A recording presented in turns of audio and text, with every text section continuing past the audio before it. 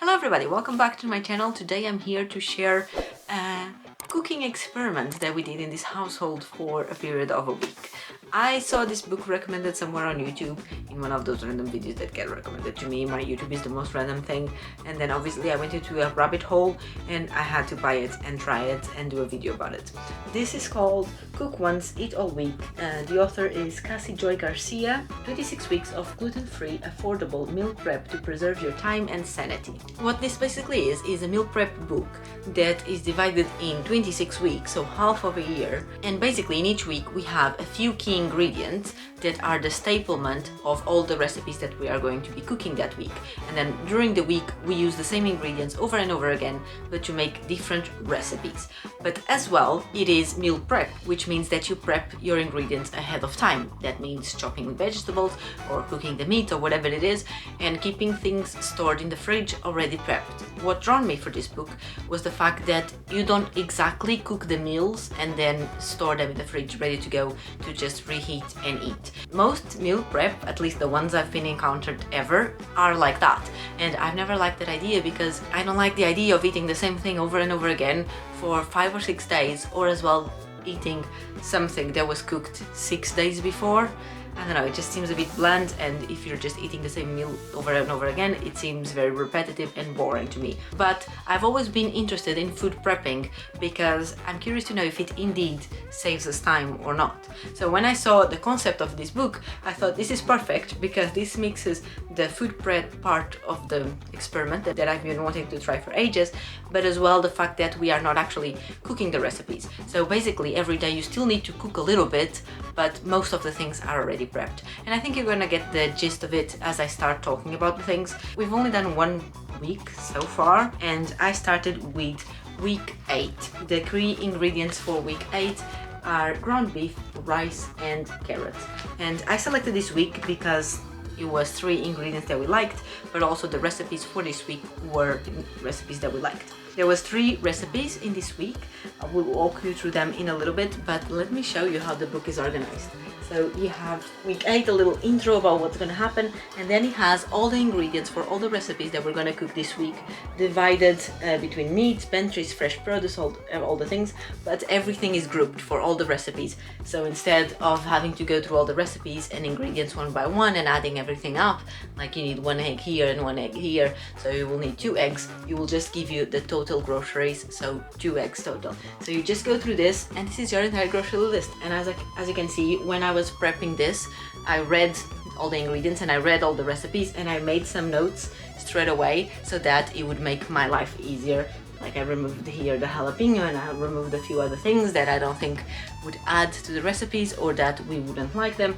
And I also converted some of the weight of ingredients to grams and kilograms, because this is an American book, which means that the temperatures are in Fahrenheit and the weights are in pounds. So I had to convert everything so I knew what we were talking about. So after that, it tells you what you do on prep day. It also gives you some dinner options if you want to cook extra recipes, but I didn't try any of these. Then on prep day, it walks you the step by step. So here's what we done. On prep day, I started by cooking an enormous pan of ground beef. It had 1.5 kilos of just ground beef. We cooked it just with salt, pepper, and olive oil in a pan. And then after that was cooked, I divided half of it into a container, just like it was, completely bland. It was for one of the recipes, and to the other one I added the seasoning straight away. Now on the prep day of this book, it just tells you to split it in half between 2 containers, but then one of the containers later on the day where you're cooking that recipe, it tells you to season it. I just thought it was easier just to season it straight away, and that was one of the notes that I wrote here. I wrote for myself to season it straight away, it would make it easier. So that's what I did. The seasonings on this second half of the meat were 1 tablespoon of chili powder, 1 teaspoon of ground cumin, 1 teaspoon of garlic powder, 1 teaspoon of onion powder, 1 teaspoon of dried oregano leaves, and half a teaspoon of sea salt. I didn't measure the ingredients. The only one I measured was the chili powder because it was quite a lot, but the other ones I just put as much or as little as I fancied. Then here's my little hack for labeling food containers. I like to use just regular tape, the large one, cut a little bit, paste it on the lid or on the container itself, and then use a Sharpie to write on top of that piece of tape.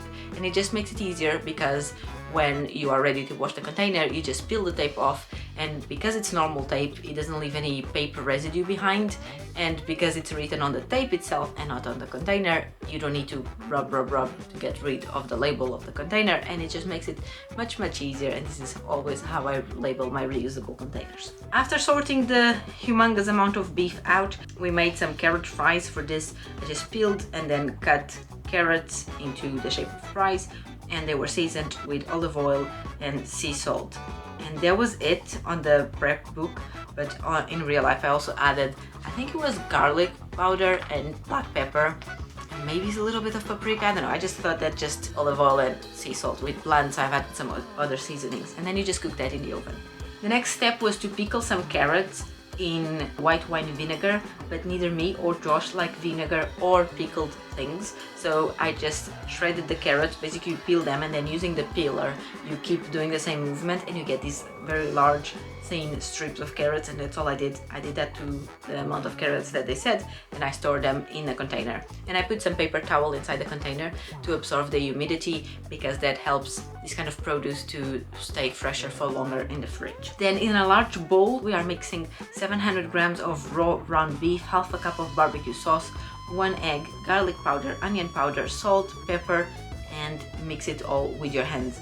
And then with this you're going to form 4 mini meatloaves, and then on top of each one you're gonna grab some bacon, cut it in half if it's too long, put it on top, and then cover it and store it in the fridge. Next up we're going to cook 3 cups of rice. Cook it according to the package instructions or how you like your rice. So for me it's 3 cups of rice and 6 cups of water with olive oil and seasonings. Once it's done, we are going to divide it evenly between 2 containers. It's roughly 4.5 cups of cooked rice in each container, and we're going to label them different things as well, so we don't lose track of it later on in the week. Next we are going to make some sauce for the Korean beef bowls that we're gonna make, and for this we are going to use an entire bottle of soy sauce, or you can use coconut aminos, which is what the book suggests, that it's the gluten-free option. You add the soy sauce and you cook, stirring occasionally for 8 to 10 minutes until it thickens enough to coat the back of a spoon.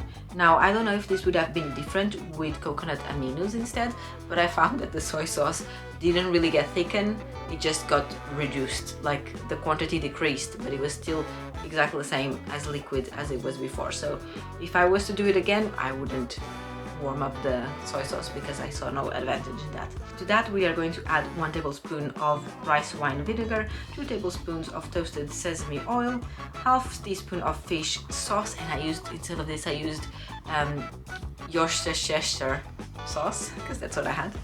Half a teaspoon of garlic powder, half a teaspoon of ginger powder, and half a teaspoon of red pepper flakes. And instead of this I used chili flakes.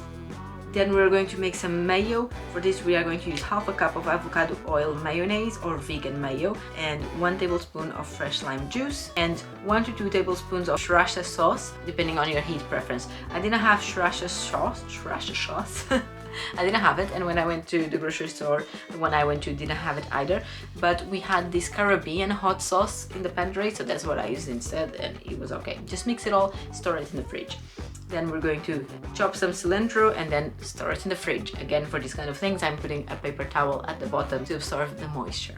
Slice some lettuce or shred it as you want, and then put it in a container, store it in the fridge. Dice the tomato, put it in a container, store it in the fridge. Slice the onions. So for this we have 1 red onion and 10 green onions, which was so much, and I found that half of that went into the bin at the end of the week because I ended up not using so many, so it was a bit of food waste there. But yeah, the recipe said 10 green onions was a lot. But chop all of that and then split it into containers and store it in the fridge. And this took me exactly 2 hours. Now, this could have probably been faster if I wasn't as much as a perfectionist as I am. I like to clean as I go, and even then my kitchen was a very hot mess at the end, even though I tried keeping things tidy. But I had spices everywhere and containers everywhere and parchment paper and foil and everything everywhere. It was messy. I was trying to clean as I go, as I always do, but at the same time I didn't want to waste too much time doing that because I wanted the time to still be a realistic representation on how long this took me. So 2 hours is what it took me to prep all of this. Now on that day itself, this was Sunday when I was prepping it, and on Sunday itself we had the meatloaves. So they were completely ready to go in the fridge. All I did was put them in the oven at 176 degrees for 20 minutes, and then after 20 minutes I added again the carrots that we cooked before, and supposedly this recipe is enough for 4 servings. There is 4 meatloaves and 4 servings, but I don't think that the amount of carrots that we prepped would be enough for 4 servings, because I don't even think they were enough for just 2 servings. I still had some more carrots in the fridge. What I did was that I prepped them the same way, put them in the oven at the same time as I put the meatloaves, and then after 20 minutes I put the other ones in, the first ones that were already cooked, just for 10 minutes to warm them up. And this was dinner on day 1. Our thoughts were that the carrots were good, but not really as a side. It just felt very repetitive eating carrot after carrot, but they were good as a side. So in future I would have had either a different vegetable or some potatoes. The meatloaves were very good, very tasty. The mixture of the meat with the barbecue sauce straight away was amazing, and I think it would have done really nice meatballs as well. On this day we had 2 out of the 5 meatloaves, and I stored the other 2 in the fridge for another day. The next day we had the second recipe, which was Korean beef bowls. Here's what it looks like in the book. And for this all we had to do was mix the ground beef that was already cooked and labeled bowls in a pan with some of the green onions, cook for 3 to 4 minutes until the onions have wilted, and then pour the Korean sauce, which we had already ready, over the beef mixture, cook for an additional 4 to 5 minutes, and it's ready. The rice was all ready, so you just had to warm it up either in a saucepan or in the microwave, and then you put it in a bowl. You put your beef in a bowl. I used the same frying pan to fry 1 egg for each of us. Then you would add your pickled carrots. In my case, it were just raw carrots. Sprinkle some more green onions on top, the fried egg, the spicy mayo that we had ready already, some sesame seeds, and it's ready to go. It was super quick to put together. It was good. Josh wasn't a big fan of the carrot itself. I like carrots, so for me it was good. It was tasty, super quick to put together. Nothing out of this world, but for the convenience of it, I would approve. The following day we had the taco casserole. For this one I started by mixing together in a big bowl the other rice, the one that was labeled casserole, with a can of diced tomatoes, some of this chopped cilantro, some lime juice, and some sea salt. Just mix it all together and layer it at the bottom of an oven dish. Then on top of that we are going to add the beef layer, which in my case I had already seasoned it on prep day, so it was ready to go. Just crumble it up with a fork, spread it on top, then put it into the oven for 20 minutes, and then once it's ready, put it in a bowl to serve and add to it some avocado, which by the way, I know this is not how you get the bit out of an avocado, but I had seen a TikTok saying you could also do this, and I decided to try it. It does work, but I think it's more efficient to just stab it with a knife and pull it out. And then on top we also add some lettuce, tomatoes, red onions, and that is it. Now, our opinion on this. The food itself was okay, but then the toppings, it was lettuce, tomato, and avocado, and me and Josh don't really like any of those 3 things, and Josh was even asking me, why the heck did you put these things, because we're not a big fan of them. But the reality is, I don't like those things, but I like more to follow the recipes. That's why I used them and I wanted to try them. We were not a big fans of this recipe, but the casserole itself was so much food. We only had like a third of it on that day between the 2 of us. This would have been better if it was in a wrap itself, because then you could kind of just mix all the ingredients, even the tomato and the avocado, just mix it in a wrap, and then you can, when you bite it, you kind of bite everything together. So we were not big fans of this. The following day, I think we had the leftover meatloaves with some rice, I believe. Then we had a takeaway meal the following day, and the day after we had some more of this casserole just by itself, just the rice and the ground beef, no toppings, because we were not big fans of that. Our opinion of this week was that the last day when we had the leftover casserole, neither of us wanted to eat it. It was dry, it has been cooked for so long, both the rice and the beef, even though it went back in the oven. Those things had been cooked since Sunday, and it was now Friday, I think, by the time we were having it again. So I think I've also fried an egg to go with it on that day. I don't remember exactly, to be honest, and I don't think I recorded that. My overall rating of this week, was it worth it? It was fun prepping the things, and it definitely made cooking throughout the week more efficient in the way that I didn't have to shop anything pretty much. Everything was done and ready to go.